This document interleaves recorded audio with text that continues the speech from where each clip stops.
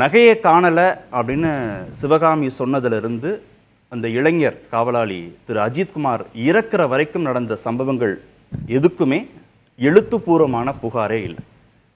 புகார் கொடுத்தவர் யார், யாரெல்லாம் விசாரிக்கிறாங்க, காவல் நிலையத்திற்கு உட்பட்ட எஃப்ஐஆர் என்ன, எங்கே வச்சு விசாரிக்கிறாங்க, எந்த தகவலுமே இல்லை. இந்த இளைஞர் உயிரிழந்த பிறகுதான் அனைத்து ஆவணங்களும் தயார் செய்யப்படுகிறது. இவ்வளவு செய்வதற்கும் காவல்துறைக்கு அதிகாரம் இருக்கா? ஒரு உயர் அதிகாரி சொல்றாருன்னா கூட இவ்வளவையும் திரைமறைவில் ஆதாரங்களே இல்லாமல் ஆவணங்களே இல்லாமல் செய்வதற்கு அவங்களுக்கு அதிகாரம் இருக்கா?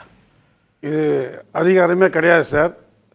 ஆனால் அது ப்ராப்பராக இன்ட்ராகேட் பண்ணுறதுக்கு எத்தனையோ விதமான சயின்டிஃபிக் மெத்தட் இருக்குது. அதை வச்சு பண்ணலாம். ஆனால் இப்போது இந்த 3rd டிகிரி மெத்தட் இது மாதிரி அடித்து துன்புறுத்தி தான் காவல்துறையில் செய்கிறாங்க.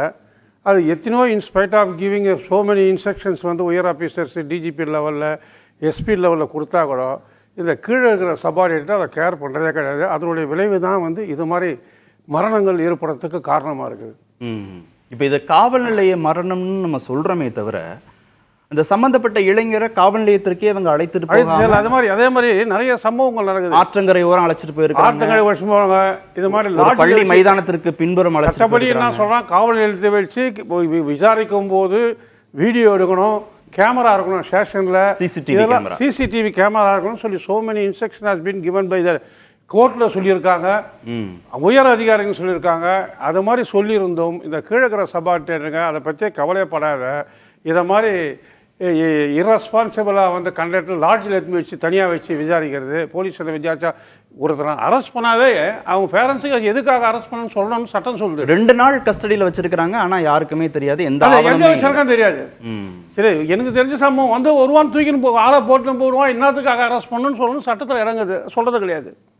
சொல்லாத இவனை 8 மணி வருது. அந்த எனக்கே ஒரு சம்பவம் சொல்கிறாங்க, அந்த ஊரில் ஜனங்க நம்பரை வச்சு கண்டுபிடிச்சாங்க. நம்பரை வச்சு கண்டுபிடிச்சி அப்புறம் எங்கடா அந்த வண்டி நம்பர் இருக்குதுன்னு சொல்லிட்டு நான் கண்டுபிடிச்சோன்னா அந்த போலீஸ் ஸ்டேஷனில் போய் அப்புறம் அந்த வீட்டுன்னு வந்தாங்க. அது மாதிரி தான் இன்னும் இந்த கீழக்கிற சபார்டினேட் பண்ணுறாங்களே தவிர ஒரு உரிய சட்டப்படி அவங்களுக்கு இன்ஸ்ட்ரக்ஷன் என்ன கொடுத்துறாங்களோ, ஒரு ஸ்டேஷனில் வச்சு விசாரிக்கணும், கேமரா முன்னாடி சிசிடிவி கேமரா முன்னாடி தான் விசாரிக்கணும் அப்படின்றதே சரியாக 3rd டிகிரி மெத்தட்லாம் போகிறாங்க. சயின்டிஃபிக் மெத்தடு இது வரைக்கும் யூஸ் பண்ணுறாங்க. ஸ்டில் அந்த பிரிட்டிஷ்கார ரிஜிமில் இந்த அதே சிஸ்டம் தான் இன்னும் ஃபாலோ பண்ணுறாங்களே தவிர சயின்டிஃபிக் மெத்தட் விட அதனுடைய விளைவு தான் இது மாதிரி கஸ்டடியில் டெத் வருதுங்க.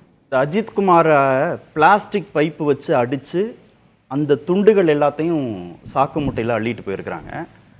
அவர் உண்மையை சொல்லலை, ஒத்துக்கலைலாம் சொல்லி அவர் தண்ணீர் குடிக்கிறதுக்காக கேட்கிற போது மிளகாய் பொடி கலந்த தண்ணீரை கொடுத்து துன்புறுத்தி இருக்கிறாங்க காவல்துறையினர் அப்படிலாம் இருக்கு. இவ்வளவு 3rd டிகிரி ட்ரீட்மெண்ட் கொடுக்கறதுக்கெல்லாம் சட்டத்தில் இடம் இருக்கு? சட்டத்தில் இடம் கிடையாது சார். இப்போ அதனால தான் இப்போ சஸ்பெண்ட் ஆகி மாட்டி எத்தனையோ பேர் டிஸ்மிஸ் ஆகிருக்காங்களே. என்ன மாதிரி சம்பவத்தை இது மாதிரி ஆகி கூட திருந்த மாட்டுறாங்க. சைக்காலஜியாக ட்ரைனிங் செட்டப்பே சரி கிடையாது சார். இந்த லோ லெவல் ஆஃபீஸருக்கு இது மாதிரி சைக்காலஜியாக அவங்களுக்கு என்ன பண்ணணும் அப்படின்றத அடிக்கடி இன்சர்வீஸ் ட்ரைனிங் அனுப்பிச்சு நிறைய ட்ரைனிங் தரணும். அதை மாதிரி பண்ணால் தான் தீர்க்க முடியும். இது பண்ணது முற்றிலுமே குற்றமான சமாச்சாரம் தான் சார். நகை காணும்னு திருமிகு சிவகாமி புகார் கொடுக்குறாங்க ஈவோ ஆஃபீஸில். அங்கேருந்து காவல்துறைக்கு தகவல் கொடுக்குற போது ஏன் ஒரு எஃப்ஐஆர் அவங்க பதிவு பண்ணலை? நகை காணாமல் போச்சுன்னு புகார்தாரர்கிட்டேருந்து ஒரு புகாரை வாங்கி ஒரு எஃப்ஐஆர் பதிவு பண்ணி இவரெல்லாம் விசாரிக்கிறோம் அப்படின்ற ஆவணங்கள் ஏன் தயார் செய்யப்படவே இல்லை? என்ன நோக்கமாக இருக்கும் அதில்? அது ப்ரெஷர் சில என்ன பண்ண உடனே கண்டுபிடிச்சணும். அது ஒரு குற்றம் நடந்தால் உடனே ஒரு டைம் 1 நாள் ஆகலாம், விசாரிக்கிறதுக்கு ஒரு 2 நாள் ஆகலாம்.